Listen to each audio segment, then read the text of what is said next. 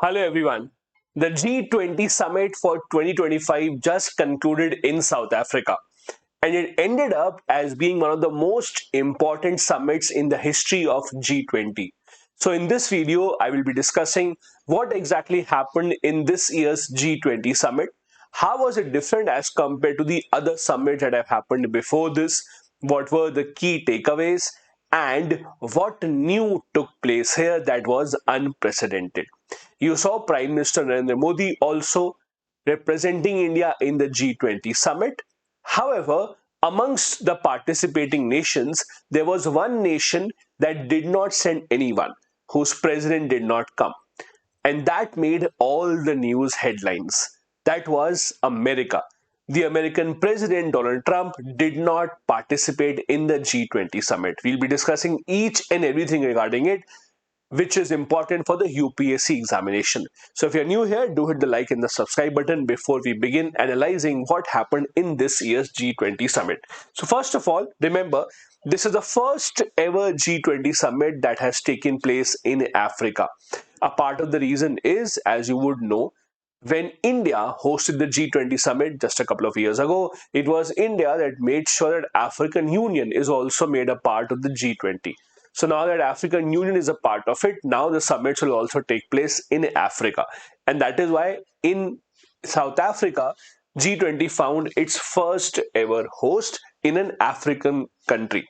Now, if you see the G20, one very important thing that took place was the declaration. Now, the G20 summits usually end with a declaration where all the participating countries, all the member countries come together and they tell the world what have they decided. The usual convention is that the G20 declaration that is made is based on consensus, meaning that every participating country agrees to it and then the declaration is made public. So it is based on a consensus, it's a consensus based document. However, this time around, as I told you earlier, America did not participate, Donald Trump did not arrive. So there was one very important member missing, that is America. Even then, without the American approval, this declaration was declared at the G20 summit. That became a big talking point. Now, first understand, why did Donald Trump not come?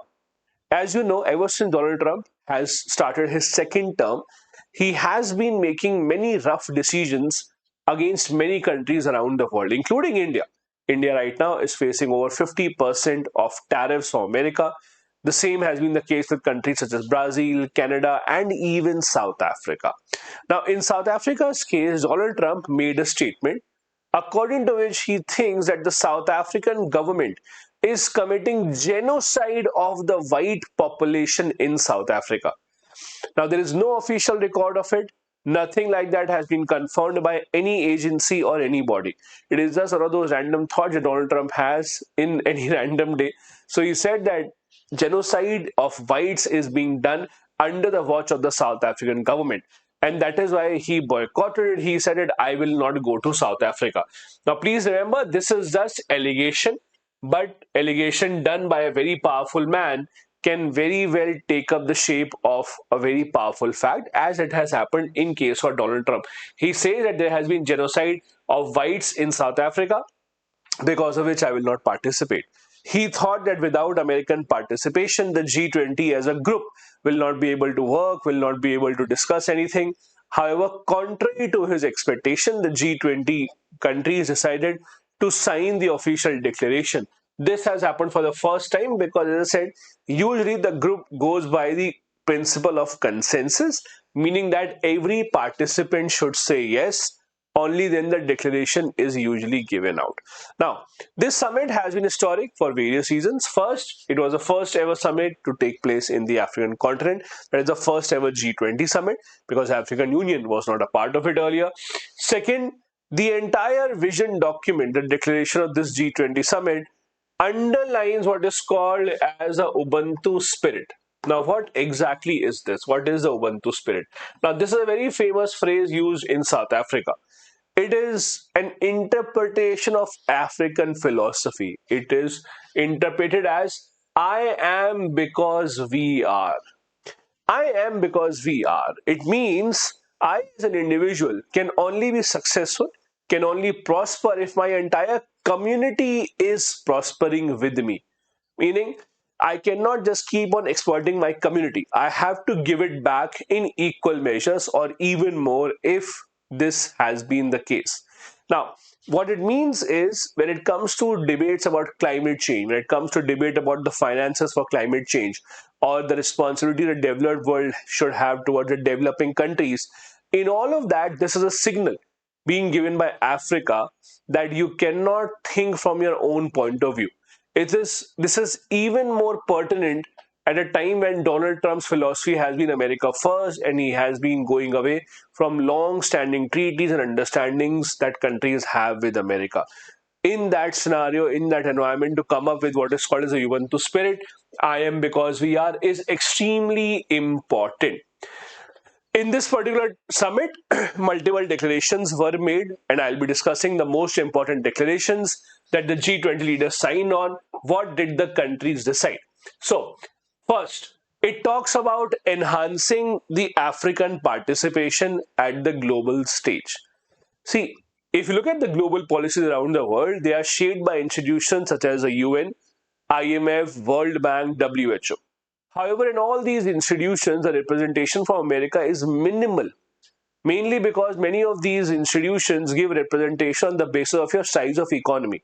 This is where African countries lag. And this is why Africa has been demanding a much greater representation. This is something that has happened. For example, it has been decided that in the IMF, a 25th executive board chair will be set up. Now, what is it? In the IMF, all the important decisions are taken by a body called the Executive Board. Seats of the Executive Board are called the chairs. So there were 24 seats so far. 25th one will also be set up, which will be specifically for Sub-Saharan Africa. Now, please understand, in Africa also, the Sub-Saharan region, so the Saharan desert, the countries towards the south of it, Sub-Saharan countries are some of the most poorest nations in the entire world. So it is important for them to be given a voice at the global stage. So in the IMF, a chair will be set up specifically to have Sub-Saharan African countries being represented there. Not just this, the target of $100 billion SDR. SDR, as you know, special drawing rights. SDR is actually a kind of an IMF currency. This is a currency in which IMF actually gives out loans to the nations around the world. Do tell me, by the way, in the comment section, SDR comprises of which currency? SDR is actually a basket of currencies. This basket comprises of how many currencies and which are they? So a target was set that at least $100 billion of SDR should be voluntarily contributed to developing countries to fight against climate change. That has been achieved. This has been achieved, which will help the developing countries to fight against poverty, to fight against climate change. So this is a big step, a big win forward. Apart from that, the other pointers in this declaration is how to address the debt crisis. Most developing countries around the world, and Africa to a very large extent, African countries, are suffering under huge pressure of debt. Many developing countries and least developed countries have been demanding, or rather have been persuading the developed world that you have to give a certain form of debt relief. Now, in that regard, this is what has happened. The high debt pressure has now been, or at least the discussion is to give some relief to developing countries from that. How? The G20 countries have decided to come up with G20 common framework for debt treatment in a timely manner. That is, hoping that the developing world or developing countries don't have to give the entire money back all at once. There are talks of restructuring debt. There are discussions of debt for development or debt for climate swaps. Now, understand what these are. Both of these are extremely important. Now, debt for climate. Let's understand this. Let's assume for a moment that an African country, let's say South Africa, this is hypothetical. Let's say South Africa has $100 billion loan from America. Okay, so South Africa has to give back $100 billion to America. Now, America will tell South Africa that don't worry, don't give us the money back. But in return, what we want you to do is you should plant considerable amount of forest in your country, or you should try and develop carbon sink in your country. If you develop this to such a large extent that we think it is almost the same as $100 billion, then we will let this money go. You don't have to pay the loan back to us. This is called debt for climate swap, that you don't have to give the debt back. In return, invest this money in climate change activities in your own country. Similarly, debt for development means if South Africa, let's say, has to give $100 billion back to China or to America, China or America will say, don't give us the money back. Consider that we are spending this money to build infrastructure in your own country. So go and build roads, go and build highways worth this much. You don't have to give us the money back.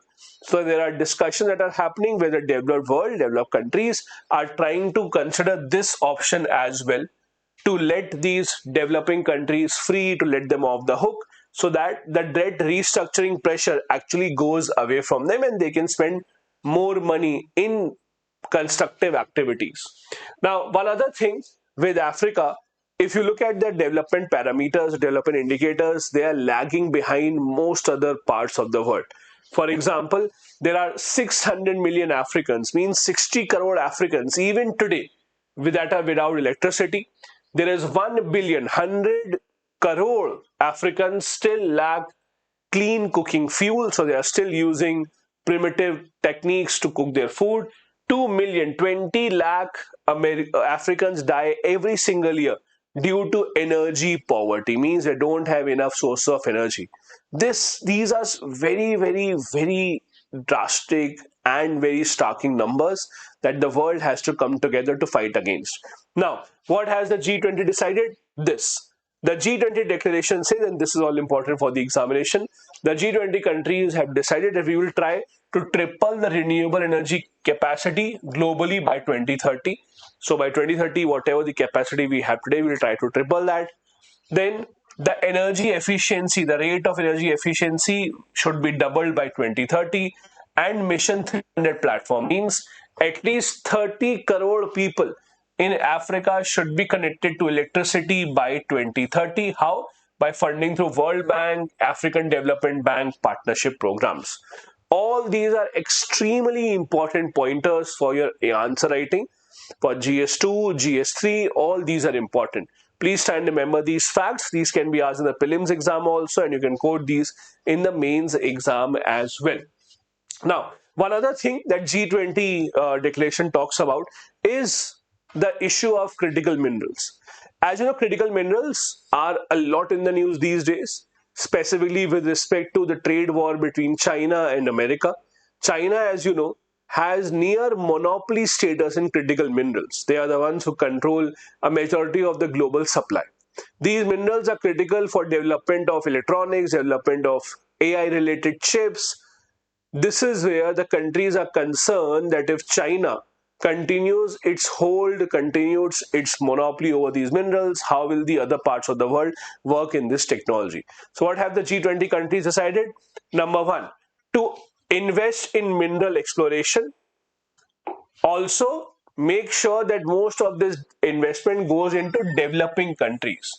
So ensure that supply increases by pushing more funds in the developing world. Promote local beneficiation, means when critical minerals are being explored, when they are being mined, from the area where they are mined, that area also should see development. You know, there is a post-colonial thesis that we study in political science PSIR. Post-colonial thesis, for example, talks about dependency theory. That means that even today, most of the developing countries around the world are being made to be dependent on the developed world. How? The developed world uses the developing countries for their minerals. Let's say the UK will take minerals from India and they will then sell the finished product to India.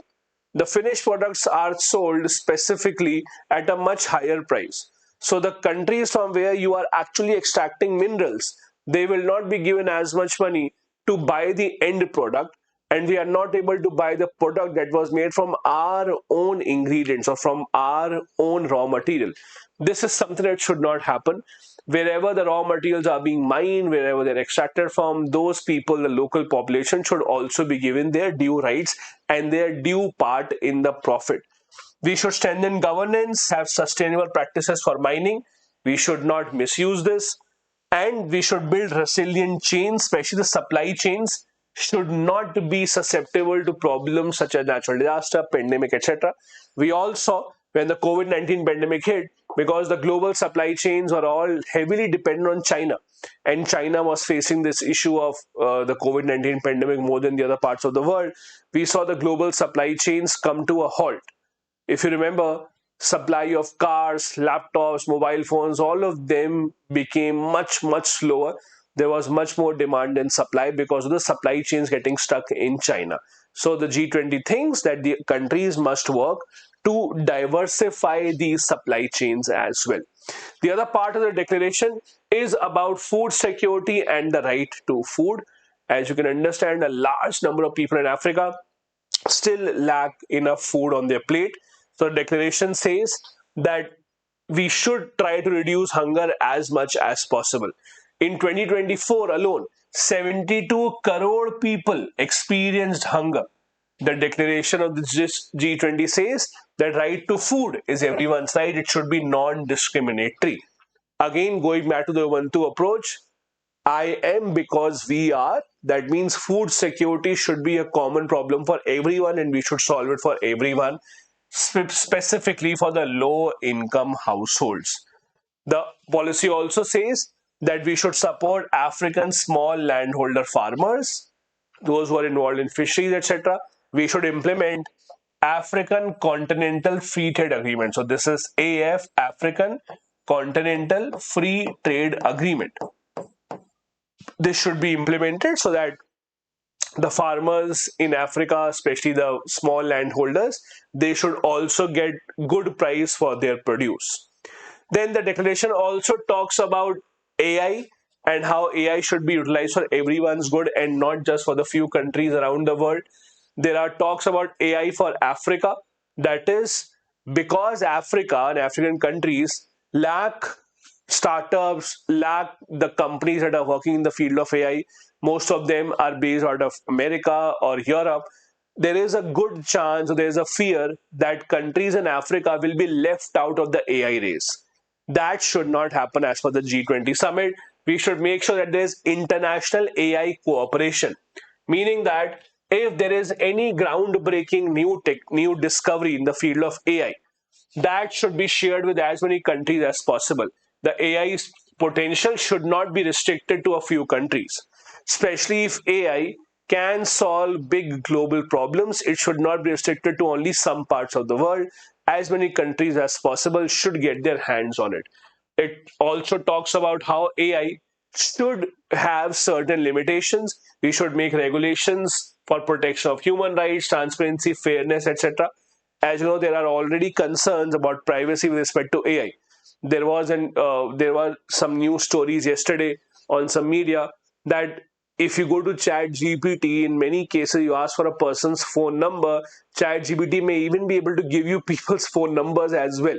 So that is a scary thing because right to privacy is still a thing that is not respected in many countries around the world, including in India as well.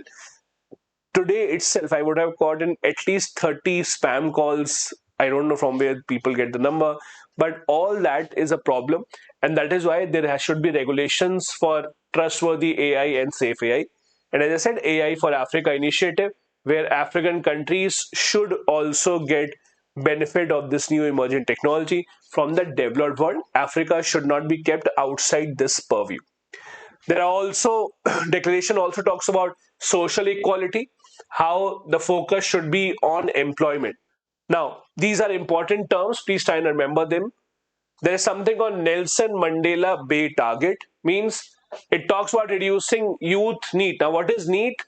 Need here means not in education, employment, or training. This is not NEET exam of India. This is slightly different. So I hope that you remember this. This is NEET means not in education, employment or training. So youth that is not involved in education or employment or in some kind of training, that amount of youth should reduce by 5% by 2030 as compared to 2024. They aim to make sure that the youth that is not participating in productive activities, that number reduces drastically. There's also focus on the Brisbane E-Thickney goal, that is to reduce the gender gap in labor force participation by 25% by 2030. This is a common problem with most developing countries, including India. That is, the female labor force participation lags behind the other gender. Also, there are talks of reducing the wage gap between men and women by 15% by 2035. This is a problem even in the most developed countries around the world. It is simply known as gender pay gap. For the same work, the same talent, same experience, female will get paid much lower as compared to males. That is a problem of gender pay gap. So this is something that the G20 declaration talks about reducing drastically in the coming years, especially in Africa. All these are important pointers that have been a part of this particular declaration. The declaration also talks about making the global platforms much more representative of the current scenario. The talks of UNSC Security, UN Security Council being revamped have been talked about once again. India, Brazil, South Africa, that together have a group called IBSA or IPSA. They do not have a permanent seat in the Security Council. They have been demanding this for a long time. There are also talks about transitioning the UN Security Council to represent today's reality. The one big problem with UN Security Council is the permanent members of Security Council are still those that had won the Second World War. So far, we have seen many changes in the world. We have seen many new challenges, new economies come up. In order to reflect the current day reality, the UN also should make these changes in their Security Council. We should reform the UN Security Council. This also is a part of declaration in the G20 Summit. In fact, the Prime Minister also had said this, that institutional reform is no longer an option but a necessity. This is a quote from Indian Prime Minister. If you want, you can quote this as well in the examination. These were the important takeaways from this year's G20 Summit declaration. It's an extremely important topic for your examination. Make sure you do not miss out. Make sure that you revise this. You can watch it again. If you want this PPT, you can join my Telegram channel. The link is in the description of the video. If you're new here, do hit the like and the subscribe button. I'll be back with the next video soon. Thank you so much. Bye-bye. Jai Hind.